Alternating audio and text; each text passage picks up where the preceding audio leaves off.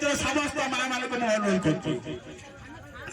बर्तमान आमर प्रिय विधायक प्रार्थी अंकित प्रताप जेना महोदय बर्तमान दीप उज्जवलन करुछंती तांको संगे अछंती आम पंचायतर सभापति जय जगन्नाथ आपण समस्त हाथ टेकी करिवे जय जगन्नाथ धन्यवाद तीन थर भाबरे लगातार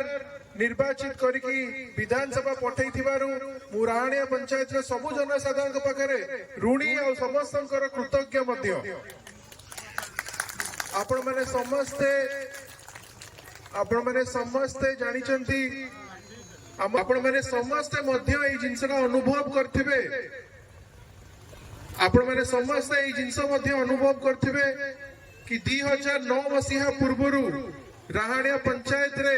कौन कौन उन्नति मूलक काम हेइथिला आ 2009 मसीहा 2024 निर्वाचन को आखिगर रखिकी राहाणिया पंचायत में आम कर्मी समावेश आयोजित करछु जो थे कि आप देखिपारे सबू नेतृमंडली एक होगी एत बड़ कर्मी समावेश आयोजन करछंती जो थे एत संख्यार लोक मैंने योगदान करमको समर्थन करने को समस्ते आह्वान नहीं समस्त पाखे बहुत कृतज्ञ आमु जानी मोर विश्वास अच्छी कि राहाणिया पंचायत आमको एथरक पुणी थे आशीर्वाद कर 2024 समस्त समर्थन और आशीर्वाद रु आम पुणी थे निर्वाचित होगी विधानसभा महांगारे विभिन्न जनसमावेश अनेक जनसभा